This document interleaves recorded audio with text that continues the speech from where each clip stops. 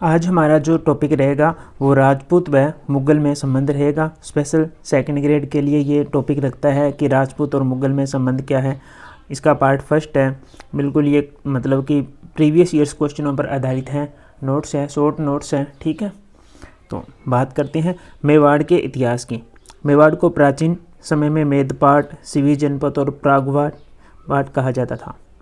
मेवाड़ की 24 शाखाएँ किसने बताई थी? मनोहर नैन सिंह ने कहा था कि मेवाड़ की कितनी हैं?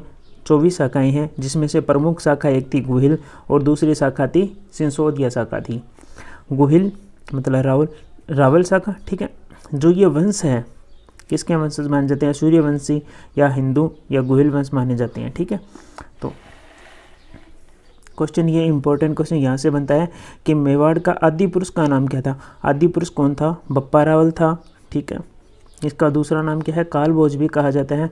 मौर्य वंश को हराकर राजा बना था, ठीक। तो प्रथम राजधानी इसकी क्या थी? तो प्रथम राजधानी थी नागदा। नागदा में इसने एक एकलिंग जी का मंदिर बनाया था और दूसरा सास बहू का मंदिर का निर्माण कराया था।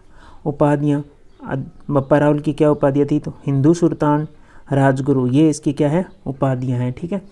इसके बाद में नेक्स्ट हम बात करते हैं जेतर सिंह।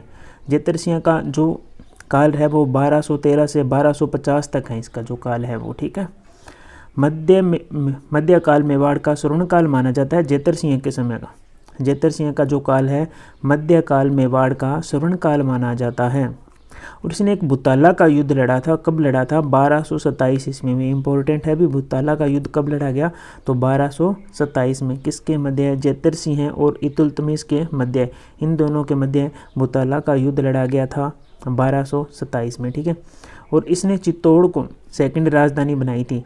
अब प्रथम राजधानी पूछ ली कि प्रथम राजधानी क्या थी? तो प्रथम राजधानी मैंने अभी बताई है, नागदा थी। और किसने बनाई थी? बप्पा रावल, कालभोज ने बनाई थी, ठीक है। ये कौन है? कालभोज या बप्पा रावल? ये आदि पुरुष है किसका? मेवाड़ का, ठीक है। तो सेकंड राजधानी बना दी, ठीक है।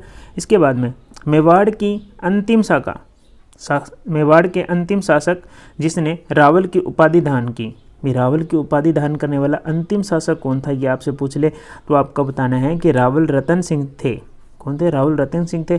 इनके ही समय चित्तौड़ का पहला साका हुआ था। कब हुआ था? तो 1303 में चित्तौड़ का पहला साका हुआ था इनके समय में। रावल रतन सिंह के समय चित्तौड़ का पहला साका हुआ था। और ये युद्ध किनके मध्य हुआ था? तो रतन सिंह और अलाउद्दीन खिलजी, ठीक है। रतन सिंह के सेनापति गोरा व बादल मारे गए थे, ठीक है। केसरिया किसने किया था? पूछ ले आपसे कि प्रथम साका हुआ था उसमें, तो रतन सिंह था। जौहर हुआ था पद्मनी, ठीक है। पद्मनी ने जौहर किया था। ये सब कहाँ मिलते हैं? तो पद्मनाभ बुक है, किसने लिखी थी? मलिक मोहम्मद जायसी ने लिखी थी। एक इनकी बुक और है, किसने लिखी है? अमीर खुसरो ने लिखी है, खजाइन उल फतूह। इन दोनों में इसके बारे में जानकारी मिलती है।